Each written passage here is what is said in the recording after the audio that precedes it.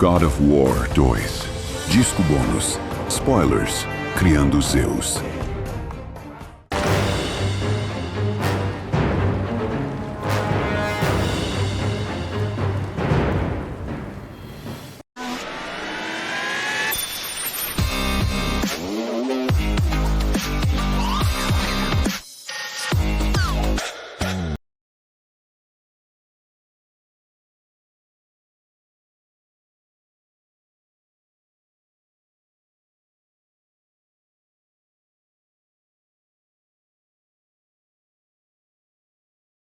The different thing about Zeus is that he's our final boss. And so more care and more concern needs to go into that because it's going to be what the player remembers when they turn off the game, hoping that they finished it.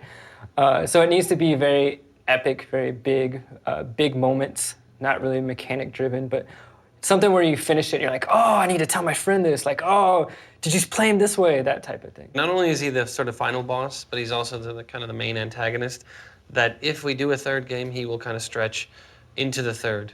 He was such an iconic figure that to ground Kratos back into Greek mythology, we wanted to make sure that when people looked at him, they knew right away that it was Zeus. They didn't have to guess, they didn't, so it was pretty easy coming up with Zeus. I definitely didn't want to stray too far from where I think the literature and everybody's sort of traditional perception of where Zeus is at. Character artist gets the concept art from that department and just sculpts it in polygons and then paints on a texture and tries to make sure that it looks like what the intention was on the part of the producers and the concept artists. We're between concept art and animation in the pipeline. After we're done with it, we end up handing it off to the animators and make sure that it's all correct for what they need and, that he bends correctly and that he moves the way he's supposed to. We wanted to make it epic in the sense that Kratos is small and Zeus is very big. But we knew we had some problems with that, so we kind of played with scale, bringing Zeus down, making Zeus back to big. When we started modeling and texturing Zeus, we didn't know that he was going to be a normal-sized guy and then a giant-sized guy. So that ended up adding a little bit of work to the process to make sure that he held up resolution-wise. The fun part is painting the texture on and putting all the wrinkles and stuff in there. So we have two different models, a big one and a small one. And trying to get the big one to end up in the small space where the player doesn't realize that, they've kind of been tricked that now we're loading up the small one or now we're loading up the big one. So we had to play with various ideas of, we scale him up kind of off camera, but you kind of allude to it that, he's growing. Then when we cut back, you see him, you're like, oh, that happened. So here we have a different model of Zeus, the big one. And then right there, we swap to the small one. And right here, we bring the small one back in.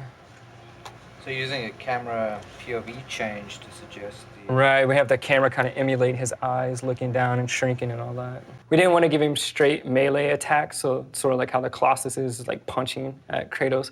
We wanted to keep him more magical. So the things that we're working on are attacks that keep his godlike appearance without getting his hands dirty. They have so much history, and that history kind of unfolds in the horrible things that they do to each other in this fight. So it's a sort of an interesting tying together of all these different elements and really bringing together the actual mythology of all of these gods being completely insecure because of the kind of cyclical nature of overthrowing each other. The thing that you're going to hopefully remember about Zeus will be not only was the fight very fun, but the fight came to a finale where you're like, oh, now I see what they were doing and where they're going, and I can't wait for the next one.